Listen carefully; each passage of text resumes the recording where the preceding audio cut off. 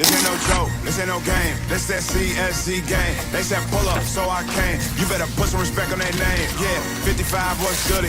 Kill the vibe, how could he? Big Cardinal on the hoodie. Let me break it down for you fully.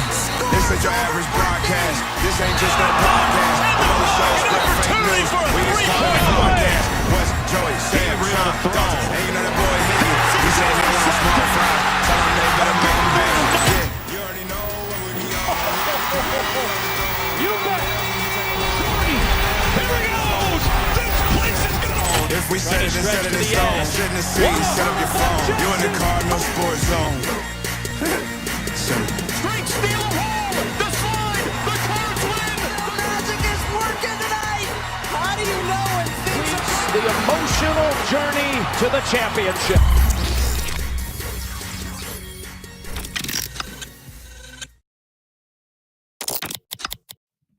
Welcome, everybody. We're coming to you live from the Shoot 360 studios. It is the longest-running streaming podcast series in the city devoted to the University of Louisville Athletics, the Cardinal Sports Zone podcast, brought to you by Prime IV Louisville. Prime IV Louisville, 502-251-9836. Make sure you get in touch with them. Ask for Sabrina. Ask for Ava.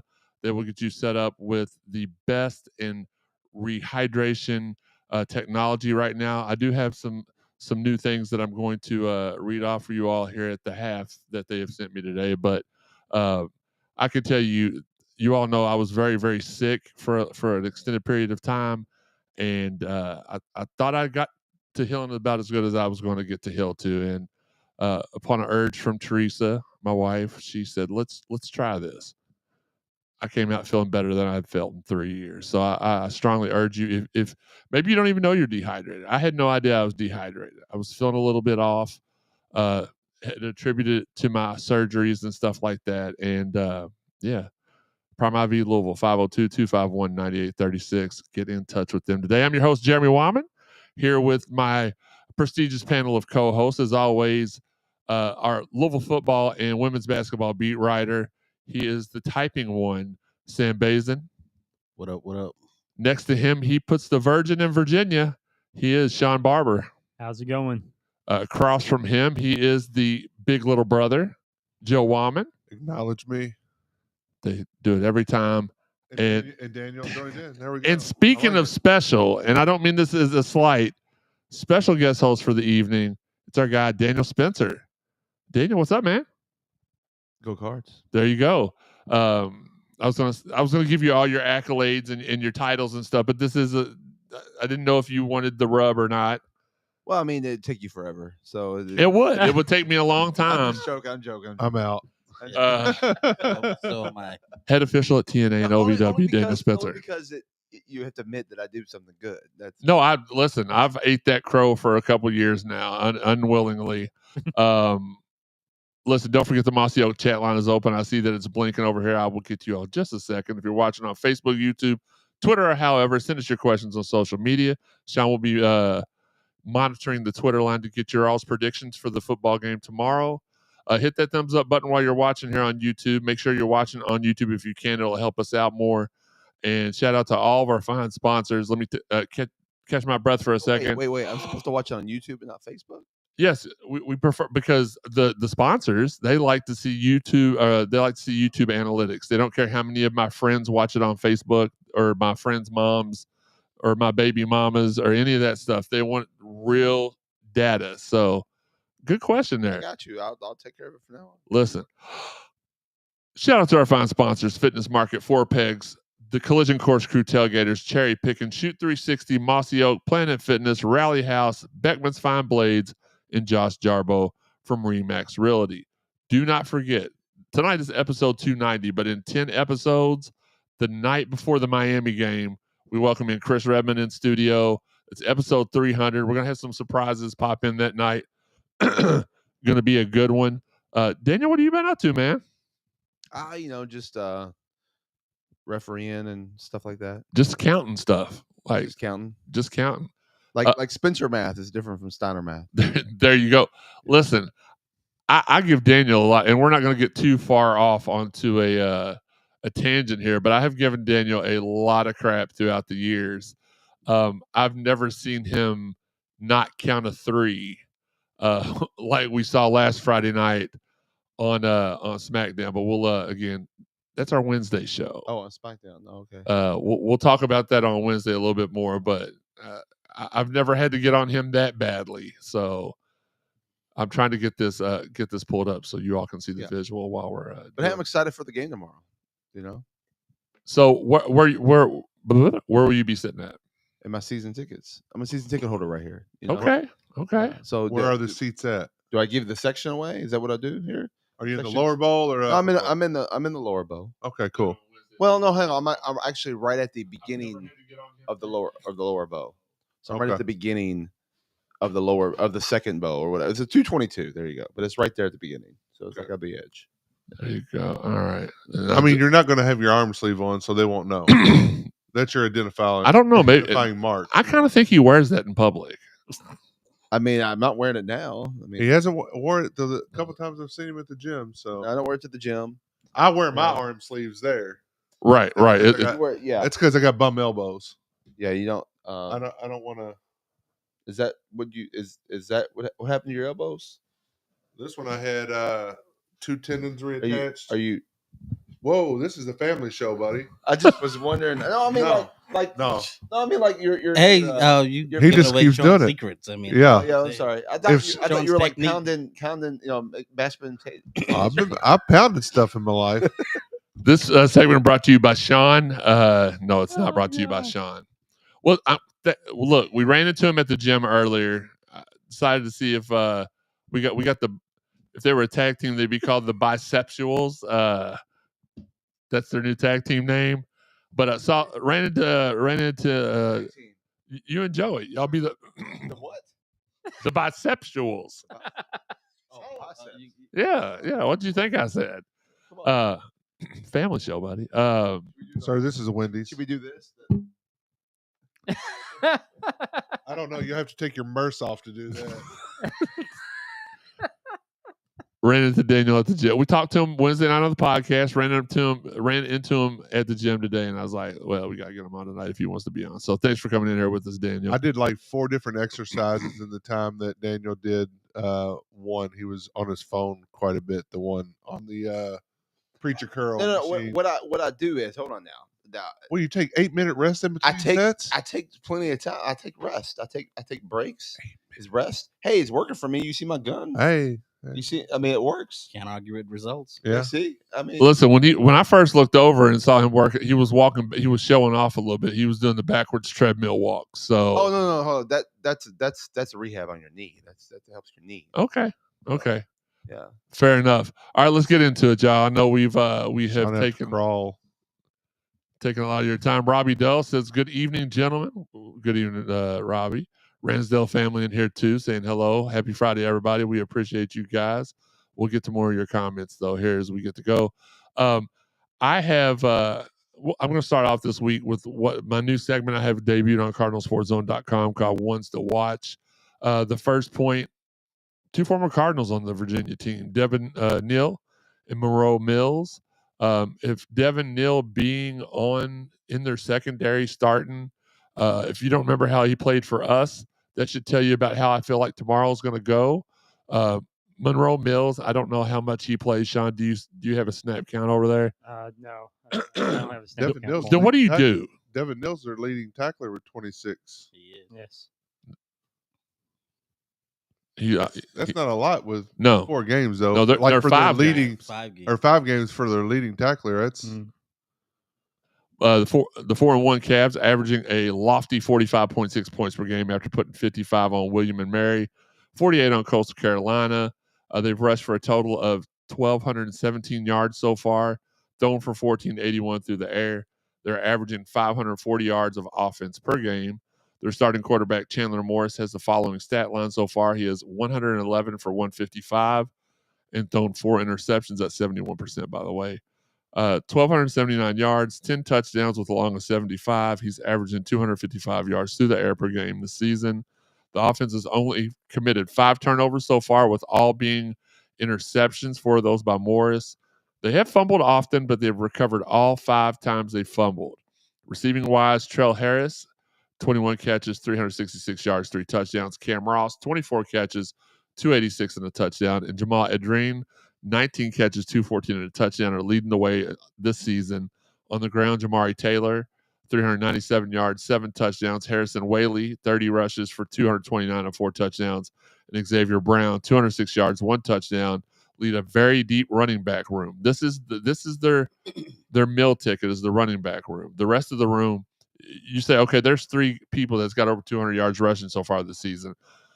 How stacked could they be? Well, the rest of the running back room has 68 rushes for 385 yards and 5 touchdowns. The defense has given up 657 yards on the ground this year and 1,111 through the air for an average of 353. Neither should be hard for us to attain tomorrow or surpass. Virginia's secondary is not the best. Their defense has forced 7 turnovers this season, scoring a total of 21 points. They have recorded 11 quarterback sacks. They're allowing an astounding 87% scoring percentage in the red zone. Virginia has given up 16 touchdowns this season for an average of 3 per game. Their leading tacklers are Devin Neal with 26, James Jackson with 21, and Landon Daniel with 21. 8 for 11 from 3. Punter averages 45.5 yards per game. They are outscoring their opponents in pretty much every quarter except for the third. 63-14 in the first quarter, 80-42 in the second, 48-48 push in the third, 26-9 in the fourth, and 11-3 in overtime. They're averaging 45.6 points per game, giving up 23.2. Sam, we touched on defense a little bit there. What does your casual fan need to know about this Virginia defense tomorrow? Well, let's start off with they like to bring pressure, and they usually bring pressure early on first down, second down. They won't wait till third down. So one of the keys for Louisville for me is win first downs. You want to be at 2nd and 4. 2nd and 4, 2nd and 6, something like that, so that you can buy yourself some room, so you're not in 3rd and long situations. They also have 10 players so far that have recorded a sack, which is kind of spread out, but they have one person that has over 1 sack. That's drawing a blank on his name right now, but he has 3.5 sacks this year. Daniel Rickard. There you go. There's his name. He's the one that on the defensive line, the offensive line needs to know where he's at. The tight ends, the running backs. If you're going to chip block, anything like that, you need to find him because he's the one that racks up the most sacks on that Virginia defense. Like you alluded to earlier, they do have 3 interceptions this year. And 2 of them came from Jason Privert. So they're not real big on creating turnovers. They are an optimistic defense, but I do think Louisville, if they handle the blitz, handle the pressure, like you said earlier as well, the defensive backs aren't really that good. I give them a step below Pittsburgh. So if you give Miller Moss time, we can go ahead and see big games from Chris Bell and Colin Lacey, and maybe even Skinner and Jakari. Is it the one guy's named Jakari? Which one? Dakari Collins. Dakari Collins. I'm Yeah, sorry. the third receiver. Yeah. You're close. Yeah. I've heard a lot of people talk this week about Virginia and how they're going to be the best team. And I want to get everybody's opinion on this that we played so far this season. I don't agree with that. I feel like Pittsburgh's a way better team than they are. Virginia's just played more games than Pittsburgh. They played more cupcakes than Pittsburgh. I would still put Pittsburgh as our toughest team that we faced so far this year. Sean, as you're swiping through Christian Mingle right now, can you let them know how do you feel about that? Do you think that I'm not giving Virginia enough credit, or is Pittsburgh better than obviously their record would indicate? I think Virginia is actually pretty good. I mean, offensively. Defensively, I don't think they're that good, but offensively. I mean, overall, though. Overall, no, the defense isn't great. It's just not good enough. So it's like I was telling Steve the other day. When I watched Pittsburgh, I could see who their defensive leader was. Number 3. I forgot his name now. What, Sean, you know it. God, you don't do anything else. No, I do not know his name. Look it up. You've got the CSZ Minitron right in front of you. Look it up. Biles. Thank you, Sam. Sean, you're fired. You could tell every play before the Louisville game. Remember last Friday night, I was like, Biles is going to be the one to watch tomorrow for Pittsburgh. There's nobody on Virginia's defense that I saw that I was like, man, that's going to be a problem for us. Or hey, and I like to do this because I don't watch the other teams' games all season. I like to, the week that we're playing them, I like to go through, watch some of their games, and then pick out who I think that their leaders are, and then check the stats. And this week I couldn't pick. I had no idea who their defensive leader was. So, and honestly, even though I put his name in my notes for this week, I forgot Devin Neal even played for him. I forgot that it was the same Devin Neal. I thought it was like Mamadou Njai. There was like one on every team in America. I just wasn't even thinking. Joey, what about you? Do you think I'm underselling Virginia, overselling Pittsburgh, or maybe a little bit of both? Maybe a little bit of both. I mean, you do got to give Virginia credit for beating Florida State, but the defense, like, you know, if you play Madden or college football, like they grade offense, defense, special teams, right? Offense may get a B, defense is going to get a D. I mean, they're giving up a ton of points. They're giving up a ton of points, even in their wins. I mean, they're scoring a lot of points, right? But they're giving up a ton of points. I think Pittsburgh obviously has a far superior defense than Virginia. It may be one of the best defenses, honestly, that we play all year, right? Wait, you think Virginia's defense is Pitt? Okay. Pitt. No, Pitt. Miami might be the other one, right? But they've got some offense, right? So this is going to be a test for our defense, but here's something that I'm looking at tomorrow, because I noticed like the quarterback for Virginia's only been sacked 3 times this year, right? And every week, what do I say? What my lock is? I really do think Clev Lubin's getting back there tomorrow. Okay. You know, first couple games he was getting pressure and he was getting sacks. Since then, he's not really gotten sacks, but he's got a ton of deflected passes. Sean don't get sacks either. Sacks. Sorry, Yeah. my bad. He's still making like a huge impact on the defense. But yeah, I think we got to score, right? We have to score, and with their secondary as suspect as it looks, right? Lacey, Bell, Collins, Skinner, Kariski, even some of our backs coming out of the backfield. I think it's going to be a track meet tomorrow. Now, correct me if I'm wrong. Kewan Brown still listed as questionable. Mm-hmm. Probable though is Watson and Brown, the other Brown. Daniel, what do you and of course we want your fan perspective on this. I don't know how much you analyze college football or anything, but what do you hope to see from the Louisville defense tomorrow? I just hope they can stop the big plays. You know, that seems to be like the small stuff, like the little. I mean, we've done pretty well throughout the season on stopping the little short runs and things like that. Like if we get down to 3-2, I'm actually like impressed they're going to stop them. They're not going to get anything. Yeah. But if they do a big play, if it's a big, you know, those big 18-yard passes or whatever, like for some reason we have a problem with that. So that's my thing. I want them to stop the big plays, and because like I said, we got the small stuff figured out. Yeah, the running backs, that's what, like, running plays up the middle, we've struggled for the last several years stopping those. And as you alluded to earlier, like how many running backs they have that get carries, get yards.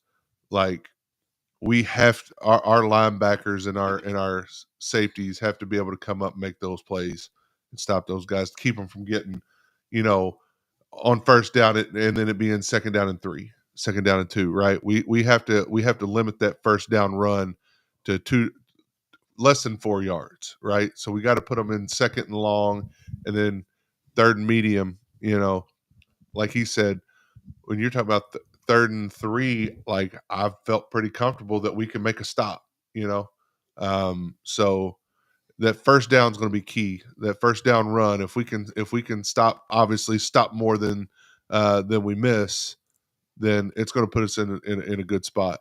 So here's some interesting fun facts, and I meant to put this in the notes earlier, but I didn't. The Cardinals are 50% on the year on third and fourth down conversions combined, and are allowing only 28% conversion. Yeah. And we saw that against Pittsburgh. They started out the game, I believe it was 0 for 8 or 0 for 9 on third down. I think their first down, their first conversion was actually a penalty. And the other thing too is that with defense, I don't want to see them do what they did last week. Yes, they turn around. We came back and won the game or whatever, or they. Sorry, I say we like I'm part of the team. You are. But it's but what I mean is that we can't let somebody get ahead, like that. And that's what the defense has got to like. And I know they figured it out, but still, like they gotta figure it out a lot sooner. We talked about this on Sunday. The slow starts have to stop. Both offensive. Now the defense has kept us in these games because the offense has started out slow. A couple more little fun facts. We forced 4 fumbles this year. We've recovered 3 of them. I already mentioned that Virginia was a fumbling machine. So if they put the ball on the carpet, we more than likely will pick it up. We have only been sacked 8 times this year. That's pretty. That's a pretty good percentage. And on reds, let's see. Let me pull that up. Red zones. We've only allowed 3 touchdowns and 16 red zone attempts. So that's it's kind of like that bend but don't break defense, like the Steelers have had for a long time. They let you march down the field, but then hold you to a field goal or stop you, turn you over, or whatever. We just got to contain Chandler Morris, though. This is the first guy that we faced since maybe Kevin Jennings last year. That's a true dual threat. He can throw, he can pass it, and he can. Well, James run. Madison had the one guy, but they swapped him in and out so many times. That's can't get a groove, right? Yeah, this guy is dangerous with his. And the only good thing is he will give you the ball. He'll throw interceptions like crazy if you give him the opportunity to. Quite honestly, I'd rather him run it. Yeah, absolutely. I am working on getting my good buddy Will Ojanen from the ACC Nation. He's Virginia's beat writer for them. To have him on the show. Don't be alarmed. He kind of looks homeless like Sean does, but he's not. He's harmless. He's a really fun guy, and hopefully he didn't hear me say that just now. Sean's harmless too. That's true. That's true. Very true. Very true. Speaking of Sean, we got a dustbuster.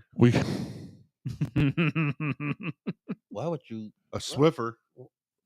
Swiffer Sean. We got to call him a good Swiffer. He needs Swift her, Swift him, whatever. Listen, let's go to the hottest segment that's sweeping the nation. It's about Sean's love life. It is. Will Sean get any action tonight?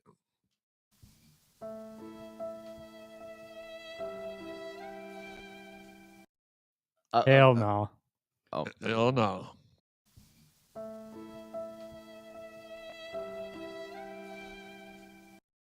Will he? No, I should have. I messed that up.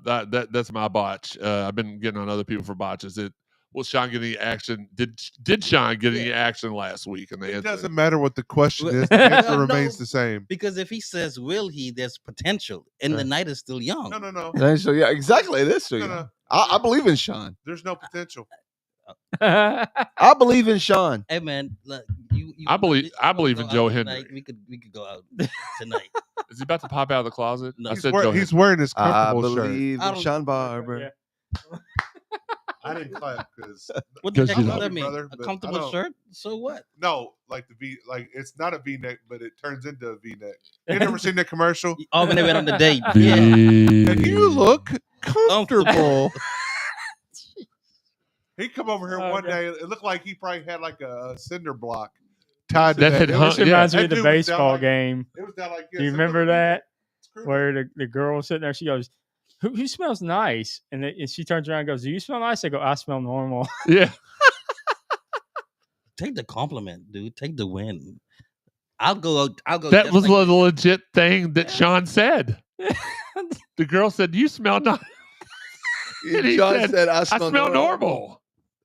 But hey, hold on though. That could be like I smell like this every day. Yeah, actually, that's not how she took it. That might have been a good game move. That might have been a good game move. Like, I would have said, how did you present it, Sean? I would have said, no, it was just like that. She was like, oh, you smell really good. And Sean's like, I smell normal. Oh, never Hey, mind. it wasn't like that. I would have been like, thank you. You want to smell me good again tomorrow? Uneffing believable. I'll smell even better for you tomorrow. I'll go just like this, Sean. We could go someplace tonight. Here's the It's a problem. Friday though. night, bro. And listen, I know we're going off the rails a little bit here, but that's what we do on Friday nights. I feel fully confident that with the 4 best wingmen on earth, 1, 2, 3, 4, we could take Sean to a club tonight, and all 4 of us would leave with somebody before Sean. And I'm not even looking. I've got my 1,000%. And Sean would end up helping us get somebody. We'd be like, "Hey, Sean," or "Hey, girl, have you met Sean?" And Sean would be like, "Yeah, but I but smell not as good as normal, but him." he smells great.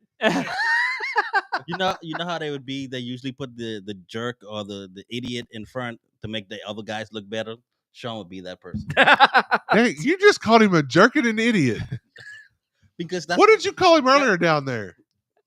You never. He called somebody else slow. You never know though. Sean might shock us at the club. No, No, he wouldn't. No, I've done that. Damn, you've went to the club with Sean before. Yeah. You've been to the club with Sean? And it was a train wreck. It was horrible.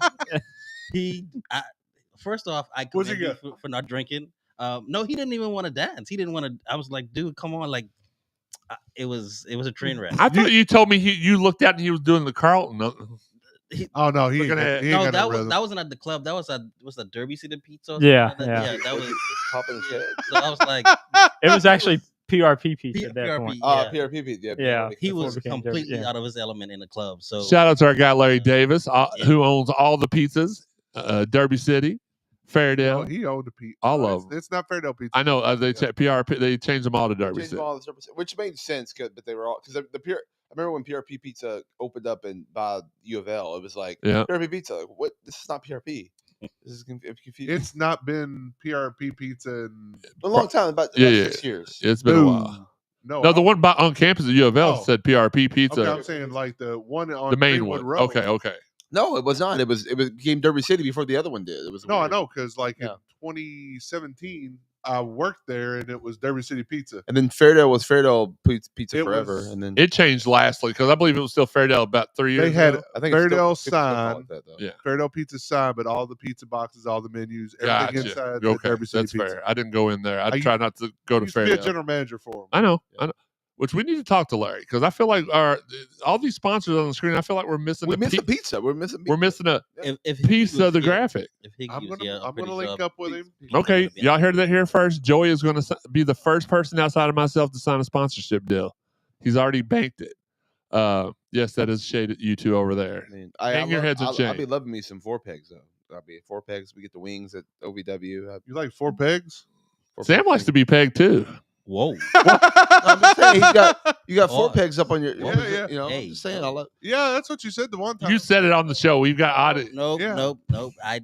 Eddie The- likes The Eddie likes to question be was the asked. passenger princess. Sure, you petty. You The question was asked about that, and I didn't strongly denied. I I know. I didn't know it's the know. Kansas City I didn't- Royals, but I'm just so confused why he's on a U of L with a blue hat with a on. blue I hat know. on. Yeah, blue white hat. Oh my God, you pulled a Tanner. You're wearing blue on the red show. I mean, even It's a different blue. It's a different blue. at least Sean's It is Go a Go different blue. Godzilla It's a shirt blue. has red. I'm wearing just all black. It's a thank little you, bit of Daniel. white. Look, Daniel is the eyes that we've needed. It's a Louisville Cardinal hat. Yeah. That's He pretty got a sweet. red shirt on at least. All right, let me show it to the camera. There you go. Which, by the way, Chris from Four Pegs, we've been talking. This is dope. Yeah, he's awesome dude. I've already got him talked into going to the Galpo Gaucho in Vegas for Mania. Heck yeah. He's ready. He signed up. He's ready to I'm go. waiting for that gold plated sirloin again. I didn't like it. Wasn't a Oh. fan of it. Wasn't a fan of it at all. What are you gonna do next year, Mania? Gonna go I don't know. Where's it already at? got my Where's it room. at? Saudi Arabia? Oh, Oh no. Oh no. That's no, right. I forgot. next year's No. Mania is in Vegas. No, I mean the next year. No, we're gonna all be right here watching it at 5:30 in the morning. Yeah. So no, we're gonna be here. I miss that though. We used to have WrestleMania parties there every year, and then we started going to them. Yeah. Shame on Occasionally. I know it's my fault. All on me. Sean, we have said all that to say this. You are spotlighting the Virginia offense. Will's gonna hop on after you do that. So let us know what we need to know that hasn't already been said about the Virginia Cavalier offense. Is it a good offense, or are they just simply Cavalier? No, they're very good. They're very good. They scored 30 points, I think, in every game this year. Well, I mean, I think we So- could score 30 points against Yeah. Goss and Fairdale and Eastern. Yeah, I mean, they scored. The only game that was impressive other than Florida State was NC State. Okay, but everybody But- upsets Florida State. Am I right? That's Everybody true. does that. That's true. We've Everybody. done Well, I that a mean, few they beat times. Stanford, something we didn't do. That's that's true too. But they're they're Virginia more- beat Stanford. So that was their other cupcake with Stanford, and then Yeah. they lost to NC State. Okay, my bad. yeah. So they got They lost to NC State, Sean. They Yeah. put up They're 40. not very They good. put up 48 on Stanford, 48-20, yeah, Sean they could put got- up 48 against Stanford. 31 against NC State, and then 46 against Florida State. Listen, even the Florida State people, the Virginia people, I'll tell you, they don't know what happened in the game. It was an And- But anomaly. I'll tell you exactly what happened. Florida State isn't as good as they got See, I don't. boasted up to be. I think they are. I think they just classic. We've seen it our whole lives. I'm not saying they're bad. I just don't The- think they're top 10. You got to think. My senior year at Doss, we were the second ranked team in the state. We had lowly J-Town coming in. They beat us, and we didn't think they were going to beat us. You were looking They ahead. upset us in the playoffs. We were looking ahead. We didn't take them seriously. I don't think. Here's how confident. I don't think Virginia is a good team at all, and I think by the end of the year they're going to be a 500 team. Prove me wrong, Cavaliers, and hopefully Will's not listening. Well, they've yet. already got what, 4 Well, wins or 4-1? they get 4-1. No, I know. But here's the thing, though. If, I think they're an 8-win team probably. I say 7. just be careful what you say because anything can happen. We can lay an egg too. No, for sure, for Well, sure. yeah. I hope we don't because hope we I don't think either. Florida State, like Jeremy said, I think Florida State looked ahead to the big matchup against Miami. Yeah. It's you have Virginia and then Miami. You really think I'm worried about Virginia if I'm Florida State? I'm sorry. No, I don't worry about Virginia either. Or West Virginia. None of the years. You heard? No, I'm not saying Florida State is bad. I'm just saying I don't I think think they're that good. they're a top 10 team. They're a top 25 team, but you don't go from 2-10. That's what shocked me and surprised me is they were a 2-10 team last year. They won 3 or 4 games to start the season and got shot all the way up to number 8. And then they lost. They lost to the first good offensive team that they Do you- played. They Do you played Notre think- Dame in the first game of the season and beat them. Notre Dame But was ranked Notre pretty Dame- high. Yeah, but Notre Dame's lost some games that Yeah, I know, but don't when they think beat they're as them, good as no, I agree with that. Yeah, Notre But Dame- they were ranked very, very highly in Florida. why- That's why they got shot up the rankings. Well, that's why preseason rankings don't mean Who, jack. who was Florida State's quarterback last year? Nobody knows. DJ Ungalele. Yeah. that Do you guy. think It's Ungalale. Castellanos is a better quarterback? Oh, I do. No, I do. So I that's get part of that. the reason why. Then they brought in the transfer from USC. But Castellanos didn't have BC ranked. Well, it was BC. But BC's not Florida State. BC Well, is They were better than Florida State last year. Well, that's true. that's true. So But Touche? you gotta also look at what Florida State. Don't you brought call in. me that. Florida State brought in a whole lot of talent, and they retained, albeit it was 2-10. They did bring in a whole lot of talent and retain a whole lot of talent. same coaching staff, I agree. a lot of the same talent. They did bring in other people, but again, like I just said, BC was better than them last year, and Castellanos was their quarterback. So, that's my point though with Florida State. I don't put a lot of stock in their win against Florida State. You know what I'm saying? Saying that, all right, well, that makes Virginia, a great team Okay. because they beat Florida State, right? I'm saying that I don't think Florida State, I don't think Notre Dame. I think there's several teams that were ranked high or have gotten ranked higher That weren't as good. that weren't as good, Okay. right? That's This is all. the I'm- message that's all I'm board. saying. Wes Key says she took a whiff and then Sean whiffed. Aaron Walker wants to know if we're going to have 55,000. I think we have between 50 and 55 tomorrow. I think that's Oh, the easily weather's gonna be nice. beautiful day. Beautiful day. A ranked opponent. One thing I do say about Louisville fans in general, they show up for the big games. Yeah. Regardless of what's going on, I hope they they show do. up. The fans show up. I hope they do. Absolutely. Sean, go ahead. I mean, a 3:30 game helps out. It does. That's prime time for us. I think we show out the best at 3:30. We've not had as long. Our fan base has not had as long to get drunk and be laying out in the parking lot yet, like they do for the night games. And let's just be honest, for the noon games, that they were still drunk from the night before. So I think it's a happy medium. But sorry, Sean, we went off the rails. Finish telling us about their offense. They're But off. like I was, no, I'm just kidding. Their offense, they run a little bit more than they pass. They got three good running backs. Jamari Taylor is probably their best running back. He's kind of a blend of speed and power. Then they got two other running backs. Xavier Brown had a big game against Florida State, and I think he's probably going to be featured a little bit more after that performance. But really, it's all about Chandler Morris. It really is. It's all about him because he controls everything. Obviously, quarterbacks usually do anyways, but he literally is, he passes the ball and he runs the ball. He's great at both. And if you don't stop him from running the ball, it's going to be a really long day. You have to stop him from running the ball because he can run. He can run. He can run. He can pass on the run. So on broken plays, he is looking to pass, and on broken plays, he's actually got a pretty strong arm, even though he's kind of a smaller quarterback. And he's got some receivers that can get the job done, especially let me get his name here again, Trell Harris. That kid can play. If he wasn't on Virginia, if he gets in the transfer portal, I'd love Louisville to go and get him. He's that good. But if you can shut down Chandler Morris, you shut down their offense. It's that simple. Very transition. There you go. I love that. Love it. Love it. All right. My bad. I'm just trying to get things coordinated with our guest. Thank you for stalling there for a second. I'm interested in hearing his side because the one thing I'll tell you about Will's very honest. If he thinks they're going to get murdered tomorrow, he'll say it. If he thinks that they're going to win, he'll say it, and I'll tell him he's wrong. Didn't we do a show with him? We had before. Several years before. Yes. And speaking of, it's our guy, Will. Where you at, Will? Come on, Will. Where you at? Will, what's up, Will? What's up, fellas? How you doing? Doing good, man. How are you? I'm all right. Just enjoying my Friday night here in beautiful Twin Cities and listening to you guys and, Wait, have you heard the bad stuff we've said yet? Maybe. He's in the Twin Cities. Okay, don't go back and listen if you haven't. He's in the Twin Cities. I was just there a few weeks ago. Absolutely. Yeah, I live about 20 minutes from both Minneapolis and St. Paul. Okay. All right. So, Will, in case you don't know, this is our lifelong virgin, Sean. Sean, raise your hand. He's met him before on the show. I know. Yeah.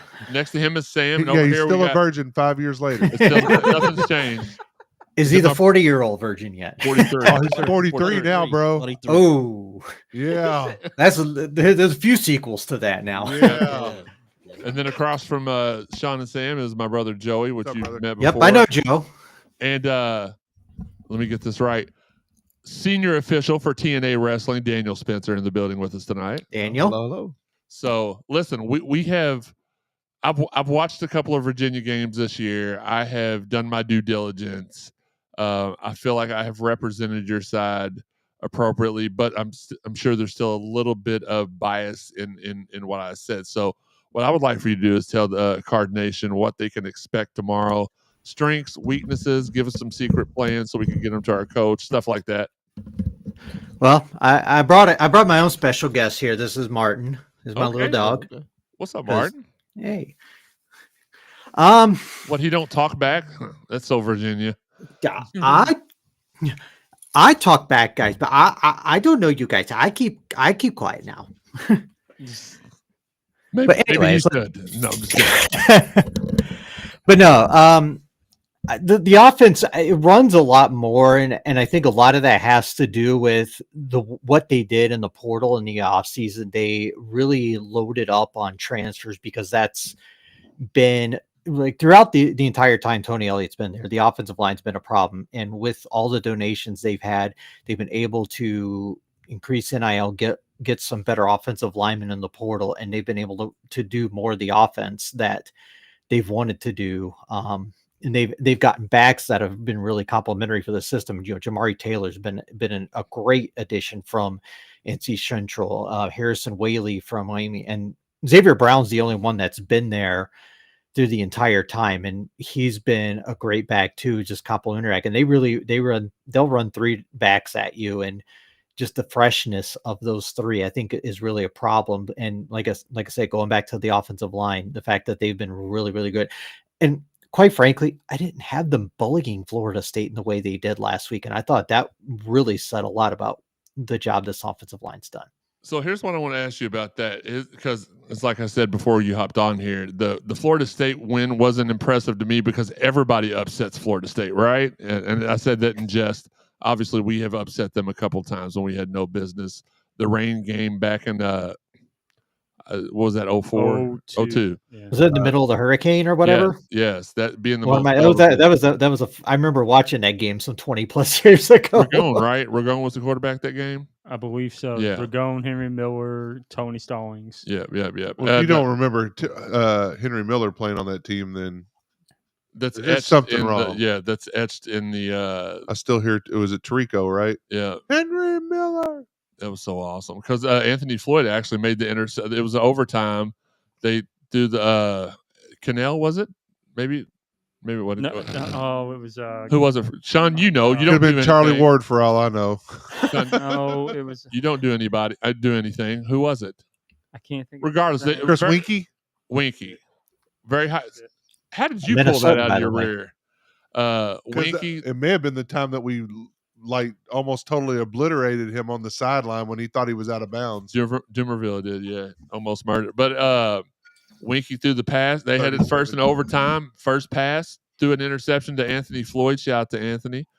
And Henry Miller on the very next play took it through the water, through the puddles, tackled Lavelle Boyd, who had been hiding from us the whole week in the end zone, and busted his head on live 37-year-old Chris Winky. Oh, I thought you meant Lavelle Boyd because he probably was 37 back then. Chris Winky was like 102. He was in his upper 20s. Like, I don't remember the reason why he was so old in college, but my point being, again, that's what we do. It should really be called Tangent Sports Zone because we do that a lot. It's fun. Do you think it was more of you all were just a lot better than people thought you were, or was it more so Florida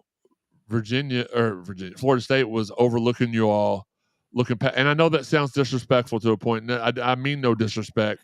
Or was it a little bit of both? Could it have been Florida State had chalked this up to a victory, or they were overrated? And Joey thinks they're overrated. I don't agree with that, but we disagree. We've been brothers for years and years and years. That's happened before. Or was it a little bit of both? Was Virginia better than we thought, and Florida State overlooked, so Virginia made them pay? I think it's one of those things where you mentioned the last option. I think it's one of those two things can be true at the same time things. I think Virginia is legit good. And Florida State, I don't think Florida State was a top 10 team, but that's what I'm saying. Because they beat, after that Alabama game, they beat nobody. And up until last week, what was your favorite Florida State road game moment? The answer is none, because they hadn't played one. And when you play in front of a raucous crowd, like they had in Scott Stadium, which quite frankly, I hadn't seen in years, it really does affect you. Let me ask you before you don't mean to, so Florida State had wins over Notre Dame and Alabama this year, and y'all are shocked they jumped into the top 10? Because any other year, any other team, you beat Notre Dame and Alabama, you probably jump to top 5. Yeah, Alabama is one spot ahead of Vanderbilt right now.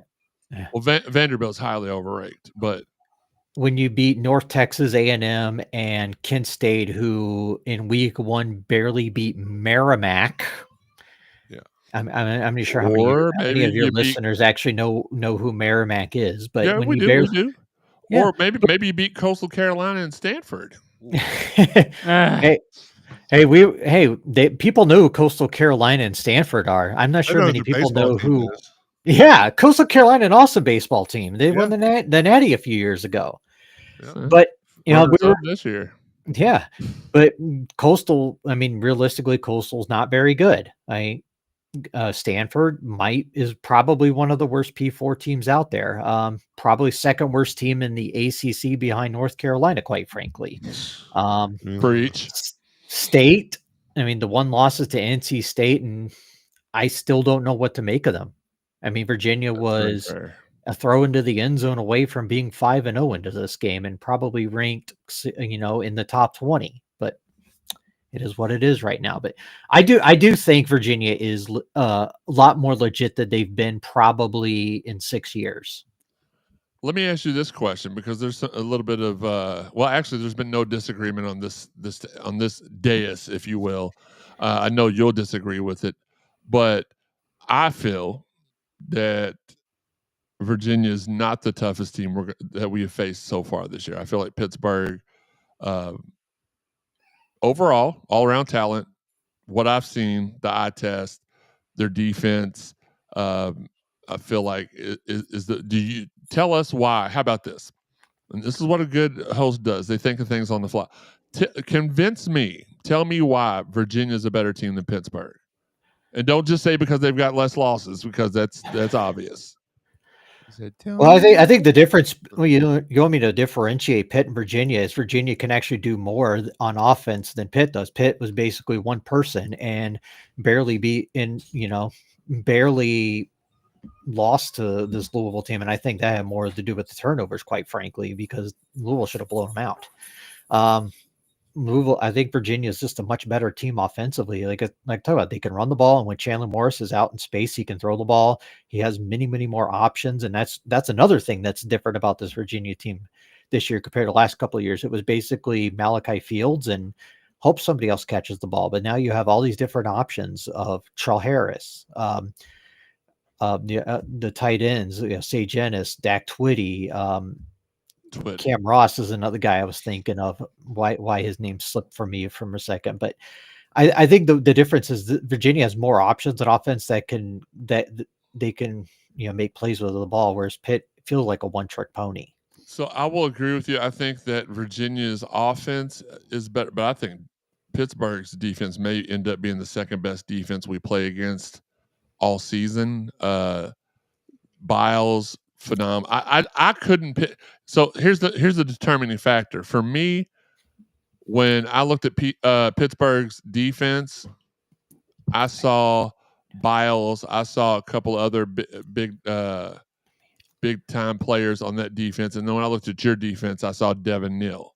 So that's really all I had to know, because we were blessed, if you will, enough to have him on the team for a couple of years, and that normally ended up in games when he was dependent on to defense, him not defensing very well, or getting, as the young kids call him these days, turned him into toast. So is Devin Neal, what's different about Devin Neal, not to pick on a particular player, because at the end of the day, they're kids and I don't want to do that, but have you seen any growth from Devin Neal? Because I know you're familiar with his game because we played you all with him a couple of times in the past. How's what's that been like this year? Is he still having similar problems, or is he tightened that up a little bit? All right, I'll answer that in a second. But first, how tough? I want to ask you this: how tough is Pittsburgh's defense when the ball boy can steal the ball from a defender? Have you seen how jacked that ball boy is? Oh yeah, that's pretty awesome, dude. Don't come at our guys. Daniel's a ball boy for Louisville too. You think he's little? Sean wants to be the ball boy. No, but no, it really would. And it's kind of a microcosm of the entire Virginia secondary. Sure. They just haven't figured everything out yet. I mean, they've been beat multiple times this year. Even Stanford got some big plays on that Virginia secondary, and that's an area where that's the one area that worries me still. They don't have a lot figured out, because a lot of these guys came in the March portal and they were still committing to Virginia in like June, and they had little to no time together. And I just don't, like I said, I don't think they have their bleep together. I'm just going to say that because it's probably a family friendly show, even though it's almost 11 o'clock at night. But yeah, there we go. But that's the part of the game where I think if Louisville's going to make hay, I think if Miller Moss can be somewhat similar to what he was last week, I think that's where Louisville can have an advantage. Are the rumors true that you might as well put an air traffic controller guy out there waving his little wands when the offense is going up against like Virginia's defense? You can pretty much just put it wherever you want to land the ball, and when you got a launcher like Miller Moss, like you said, that feels like that could be. Now, to take anything away from our rushing attack. You all have it. Y'all have a good rushing attack. We have a really good rushing attack. If they can get healthy, they've not got to show their true mettle yet this year, though. But looking forward to playing Virginia, and we'll let you chime in on our normal segment here. It's our locks and predictions segment. As the guest, and just know that we are going to boo you heavily during your locks and your predictions. I'm gonna boo Maybe him from the get go. Joe, you want to go ahead and start? No, I'm going to boo him. Okay. Yeah. All right. Locks, we'll do them separately. What is one thing that you are saying? This is a Willow lock. What is going to happen tomorrow? Boo! I'm sorry. Go ahead. Maybe. See, I mean, like we talked about this on our podcast this week, where I think there are things that kind of concern me about Virginia coming into this game. Okay, road environment. This is probably going to most hostile road environment that they're going to be in this week. It's Louisville is completely different from Raleigh. The fact that it's a actual road conference game for once. There could be a letdown factor here after the Florida State win. With Brown looking like he's healthy and he's going to be playing tomorrow, and looks like he's going to be playing. I think he is going to be the factor. I mean, I said this on the podcast that I actually, as much as I want Virginia to win, in my heart, my head thinks Louisville's going to win this game, because I just don't think the defense can do enough to stop this this Louisville rushing attack, especially now that it looks like. It sounds like you're going into your prediction, and we want to save that for just a little bit later in the show. Sean, we'll let you go first since Will's talked too much already. What is your lock for tomorrow? What is you know all about talking too much, Jeremy? As on.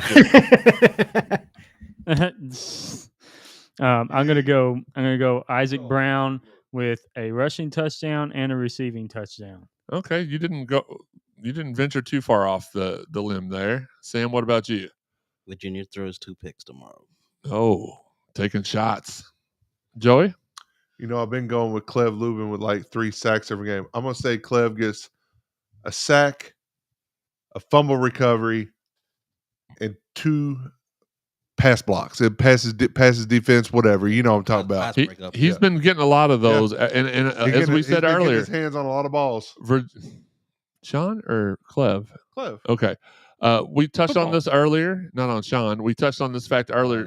Virginia has fumbled a lot this year, but they have recovered every time they fumbled. So if you're predicting a recovery, that's a steal from the Virginia side. That boy fast. Clev is. Hopefully we can make them pay. Daniel, what about you? What's your lock for tomorrow? So I'm going to do 2 things here. Louisville wins the turnover game. All right. Important. But on defensive will produce points. The defense will. Okay. I like that. My lock is simple.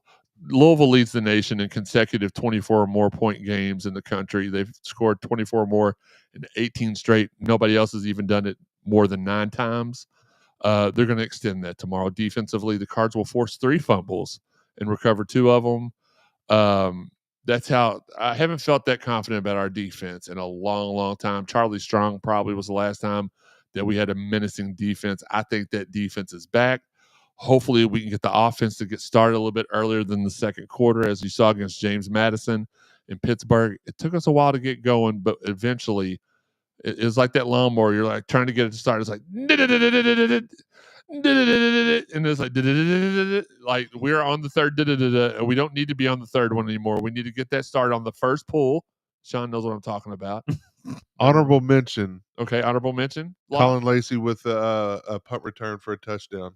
He's done that. He's already got one, and I'm saying he's already done it, and he's had a couple other that he was real close to breaking. Super close. Will, what about you? What is something that is going to happen in the game tomorrow?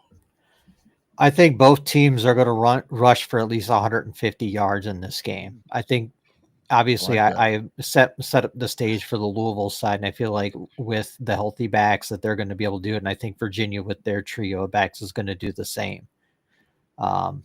Yeah, the running back rooms are very similar because ours is more top heavy. Like we got 3 guys that have a ton of yards, and I know your top 3 each has like 200, 220, and then 300 and something. But you all have like 6 or 7 guys after that. That, as I said earlier, it was combined for. Let me pull that back up. I forgot what it was. I had an actual stat already loaded in here. It was the rest of the room, 68 rushes, 400 yards, 5 touchdowns. That's a pretty impressive running back room, no matter how you try to slice it up. And I'm sure that adds the quarterback's runs and stuff in there too. Will, you're the guest, so we'll let you go ahead and go first on this. What is going to be the score of the game tomorrow?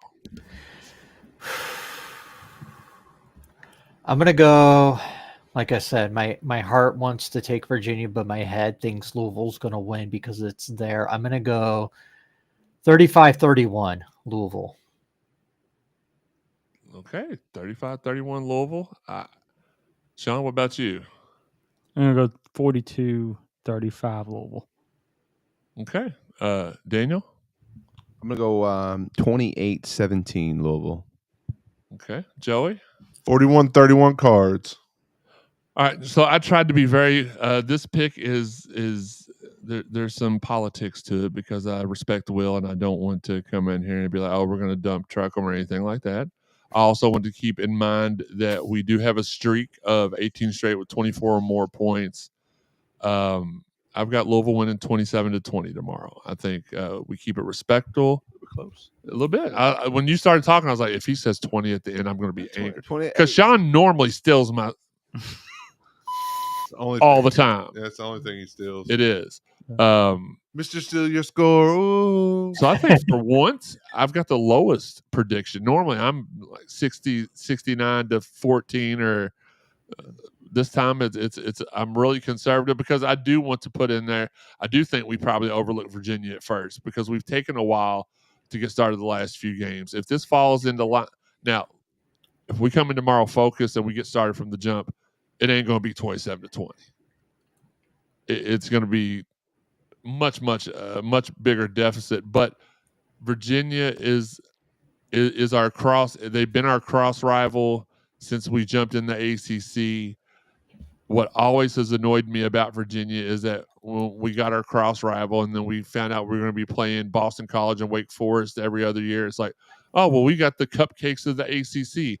And those 3 teams gave us more problems than Florida State has given us. Those 3 have given us more problems than NC State has. And not to say that I'm putting them in the same group. Like when the ACC first started, they were in the same group as those other teams. But they have evolved a lot, in my opinion, and I'm putting a little respect on their name. So that's why I said the 27-20. Will, thank you so much for hopping on here with us tonight. We really do appreciate it. Yeah, absolutely. Anytime, Jeremy. Good to catch up with y'all again. And quite frankly, I hope the Steelers win is the only one you get against my team this week. Oh no, we're going 2-0 against you. I'm sorry. I'm going to wait a minute. What's your baseball MLB team? I'm a Twins fan. Oh, I was at the Twins White Sox game a couple weeks ago. Did you throw out the I'm first sorry. pitch? I did not. No. Oh, Yeah. Will said he's sorry. Well, yeah. Literally, it was like nobody in the stand. So Good grief. yeah. Were you? It was here in Minneapolis, or Yeah, it was. It was. Oh just- yeah. Then I really am sorry. yeah. But I'll tell you what. I got the cool thing about it was they gave me this little certificate that said my first ever game. Being in that stadium, it was pretty cool. Sean will get you a certificate too. We will. I mean, Target Field is an absolute gem of a ballpark too. Yeah, I try to go it was to cool. I thought multiple it was games kind a of a year. cool thing to do. And then, but no, the stadium was beautiful. It just sucks that it wasn't full. Like nobody was in there. So Well, the owners haven't given a bleep in years, so especially after this year. So that's why it was empty. we will be in Minneapolis for SummerSlam next year. Hope to run into you there. We'll link up. Yes, absolutely. Would love to actually meet you in person. I mean, we've talked, I don't know how many times over the 100. years. So. You'll be let down when you meet me in person. That's for sure. I have no doubts. Listen, we will. Wait a minute here. 42-3. No, I'm just kidding. I'll be sure to meet you at the BW3s at the Mall of America, my friend. Absolutely, brother. We'll All right, we'll chat soon. Thanks again. Later, fellas. Thanks for having me on. See you, brother. Not a problem. Later. Will Olgin, no, we've already kicked you off. You're off. That's how it goes. Sam needs his prediction. I know, but I was trying to get Okay. hurry up because it's late and I didn't want Will to. Sam, what's your prediction? 38-27 Cards. Okay, so mine was still the lowest. Yeah, Man. so appreciate Will hop on. It is like we don't normally go this late on a Friday night, so we do appreciate it. The lowest is in what? Wait a minute. What was yours again? 27-20. Okay. Like, I don't think anybody else predicted Louisville to score lower than 27. Is that No, correct? no, I had 28. You're right. Yeah. I thought you meant the other team. I was like, I had them at 17, but yeah. No. I meant for us. Missed it by that much. Listen, speaking of thanking you, we thank you for supporting the website. Please support our fine photographers, Jeff Nunn, our football supporter, TJ Barr, Justin Kruger, Keith Russell. JK is our baseball guy. TJ's the women's basketball, and Keith Russell just kind of like fills in for everybody. I don't know what Daniels did. Hi, JK. Oh, JK, yeah, Ringside Podcast alum JK. I would read the sponsorship opportunity script, but we don't need any more sponsors. Y'all keep y'all's money. We're good with the people we're rocking I'll take with. your money though. Daniel will. Stay tuned to our social media and subscribe to us on YouTube or Facebook to be alerted anytime we go live, even though we prefer YouTube. You can find the audio version on over 125 different podcast avenues: Apple, iTunes, Buzzsprout, Spotify, TuneIn, Google, Amazon, iHeart. Hit subscribe, like, heart, plus sign, or whatever it is Sean does by himself on the weekends right now to have these podcasts downloaded directly to your phone, PC, laptop instantly after we upload them. If you haven't listened to all the prior episodes of the Cardinal Sports Zone podcast, it's easy to find. Go to cardinalsportszone.com, go to the podcast tab, drop down menu, select CSZ Podcast for the stuff from our last 7 years on the air here, from our first 2 years. Go to the archives for the stuff in between that. Please write your hate email to @NickyVESPN for deleting our stuff. The 5 years we were on 93.9 had all that stuff. He deleted it and Flushed came it to right my down house the toilet. and blew up my bathroom and Didn't flush. shut the door. No, didn't shut the door. Oh, didn't shut the. That's right. He left the door open. He did that? Yeah, It's crappy. destroyed the That 5 minutes sounds- before the show went live. That sounds like a A D move Shit. situation. That's the button. That hit Yes, right? yes, Okay. yes, yes. That sounds like a situation. Absolutely. So just blame Nicky V for that. We appreciate everybody. Shout out to everybody out there sharing the podcast. We appreciate you guys. Shout out to our guys, Marcus Maben and Steve Rummage, doing the Lord's work from 10 to noon on Monday through Friday on ESPN 93.9 The Ville. After we hop off, Marcus is doing his live show. He just started it. I told him we'd be done by 11, but we're not done by 11. We normally are. No, well, not anymore. He went live at 11. Join him after you get off here with us to get your Cardinal fix. Shout out to our guy Dalton Pence. His show Mondays with DP from 6 to 7 on the Big X. And shout out to our guys Blake McCauley and Terrence Jennings, former Card Terrence Jennings, doing it big on the pot. Blake is really good with like highlight tapes and mix tapes and stuff. He's been doing that. And they had BJ Flynn on the show this week, which was a really big throwback and a really good deal there. Guys, where can people find you on social media? Sam, I'll let you go first. Baseboy124. Joey. Joe Wallman 526. TNA Daniel. Was at Daniel Spencer on the Twitter and the Instagram. You need to be Daniel Spencer _TNA. No, I don't. My name is my name. I don't. That's true. Maybe, That's true. maybe one day I won't work with TNA. Oh, breaking news. Daniel Then you can Spencer's leaving change your TNA. handle. Daniel's leaving TNA. No, I'm not. That's what he said. I heard him. Steve used to be at or Stiz something. _CSZ. Yeah. Yeah. He used to. Sean. I've asked Sean to change his to Sean Barber at CSZ or He's _ Taco CSZ. Sean or something, right? Where are you? I'm at Elville Sean. Oh, that's right. But he's Who's Taco. Taco Is his, Sean? Taco Taco Sean? Taco Sean. Sean's his, I love tacos. His what moniker. name? Yeah. Moniker. Yeah, he loves tacos. Okay. Okay, yeah. Sure he does. You Okay. ain't fooling anyone, bro. And Sean, where can they find you on Plenty of Fish? Never gonna get it. Oh, never Bumble, gonna get Bumble, it. man. One, Or two, Bumble, my three. bad. Christian Mingle. Christian. Grinder. The lonely No. only one. hold on. With a whoa. Bumble account. Feet Set him up. Finder. Listen, I said grinder. He said no. I'm not giving that one out. No, he's not giving that. It's funny Daniel said this because earlier me and Teresa were watching an episode of The Big Bang Theory where all the friends got together and they created a dating profile for Sheldon. And they were answering the messages. They were talking for him. I think we should get together, create him a dating profile.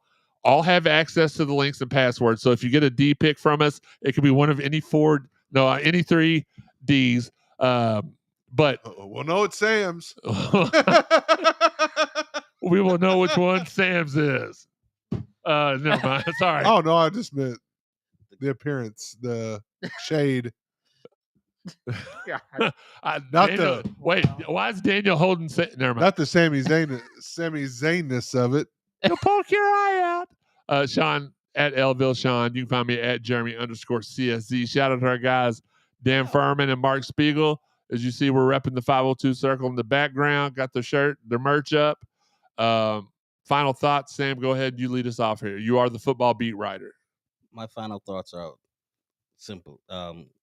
Louisville needs to come out strong, start fast, and get this crowd behind them. And then for the Louisville fans, show up, please.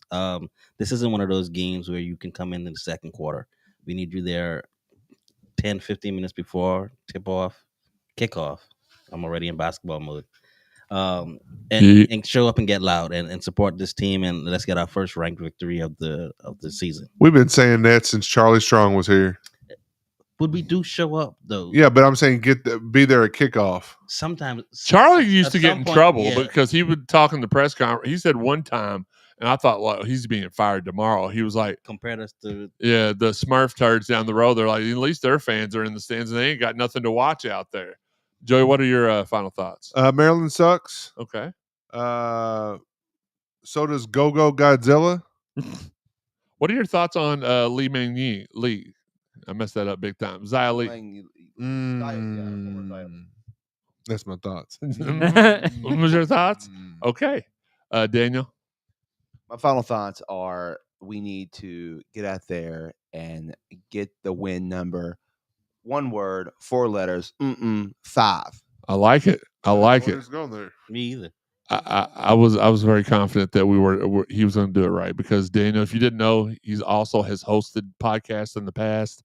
I have. That's actually how I met him. He still hosts one now, every week. That's true. Well, why don't you tell people where they can find your other work? My other work is on Reffing It Up with 2 legendary referees, Hall of Famers in their own right. Jimmy Cordeas from the WB for like 30 years. Right. And Brian Hebner from the Hebner family. Yes, I was also trained by the Hebners. But anyways, Brian Hebner from the Hebner, WB. I hope he's an Earl Hebner guy. I am an Earl Hebner guy. I hope your arm doesn't hurt from all the patting you're doing yourself on the back. Hey, I just know that if I had my Earl, normally on the show I pull my Earl Hebner doll out. So if I had it with me, I would have pulled it out. Whoa. I didn't know what he pulled out. Should have brought it in your Well, if I brought it, then you definitely would have. That's why he has to wear the arm sleeve to pat himself on the back. Okay. No. If I brought it, you would have got screwed. Sean? Oh God, Sean. Only Wrestling fans get that joke. Sean got on his phone and was like Earl Hebner doll.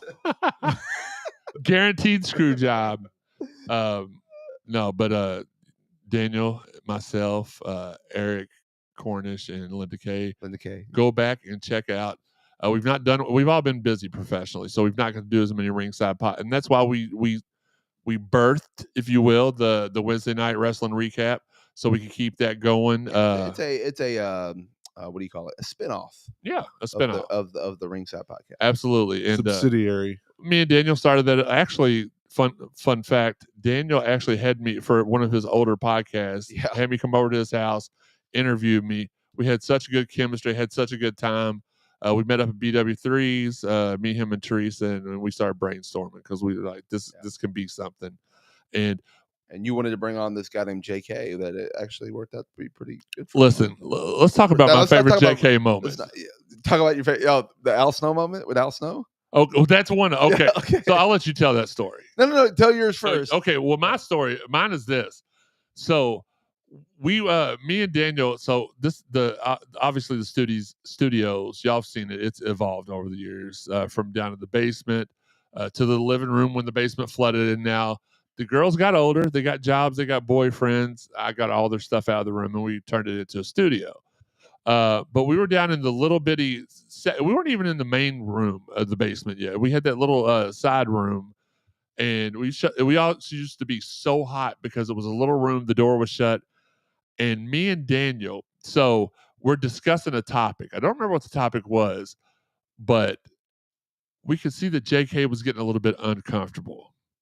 So I gave Daniel a look. He gave me a look back, and then we proceeded to get in an all-out like verbal altercation against each other. You would have thought we were about to go to the blows. You would have thought somebody was about to die. Yeah. And then Daniel abruptly ends it. He's like, "This has been the Ringside Podcast." Turns it off, and JK looks like he's about to piss himself if he hadn't already. Daniel cuts the show off, and then we give each other the biggest high five. And JK's like, "Wait, y'all aren't really mad?" We're like, "No, it was great radio." But I actually think that your story tops that. I forgot about that. Well, I don't remember exactly what was said. All I know is that just make it up. That's what you normally do. Well, yeah. All I know is that JK was discussing, or Al Snow. We had him on in the 100th episode, and Al Snow basically took JK to school and took him to church and taught him, whatever. Wasn't it something? Didn't JK ask about a work rate or something like? No. It was. He goes, "Who's your favorite wrestler?" And he said, MJF. And he goes, "Tell me why MJF is tell him who he is in his character." And he goes, and he goes, "See, you can't." And he just busted him for not even knowing who he is. He started off with, "Tell me who Stone Cold is." Oh, he said, redneck, blah, blah, blah. Okay. Tell me who The Rock is. This. He goes, "All right, who's your favorite wrestler?" He goes, "MJF. Tell me who MJF is." Now, by the way, this is before MJF was who he is today. So This was 5 years ago, whatever. So he says it, and man, he just let him have it. And JK never once, I don't think, said anything the rest of the show. I don't even know that he came back to the show.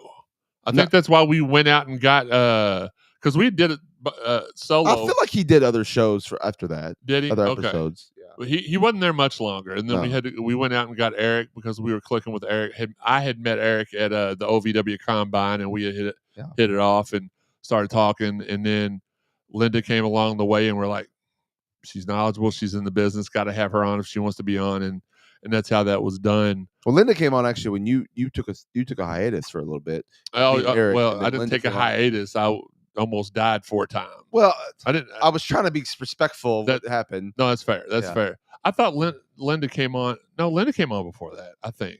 Did she? Okay. Yeah. I think so. I don't remember. 2 years. Been more than 2 years that she was. Yeah, she Joey joined. would know. Yeah. Joey loves him some Linda Kay. Yes, I do. Apparently, he likes Asians because that's his thing. It's not a secret. It's not apparently. It is absolute. I just don't understand why she would give what's his name that she's given the time of the day to now, but wouldn't give Joey the time of day. I love you, Linda. Yeah, what the main character is that? I mean, they have some dates coming up or something. Apparently, she was entertaining Steven Still. I smell good. She kissed him the other night on TV. Holy crap! I smell good. Yeah, Joey said, "I smell good." Not normal. Apparently, no, not just normal. So does Linda Kay. That was the very first line you heard on Wrestlers, episode 1. You see when you get introduced her, when Haley J walks up, "Ooh, you smell great!" And believe it or not, I'm gonna put it out here. Linda does smell great. Oh yeah, and it's normal because she always smells great. It's normal. It's normal. That's actually true. She literally would go, "Oh, I've been sweaty or whatever." I'm like, "You smell great. What are you talking about?" Your sweat smells amazing. All right. Well, with that being said, I don't care. For myself, love your sweat too, Linda. For Joey, for Sam, for Sean, for Daniel, everything about you. Go Cards, beat Virginia. This has been the Cardinal Sports Zone podcast. Until next time. At Joe Woman 526. You've been ringside with the Cardinal Sports Zone podcast. I don't know. Let's get out of here.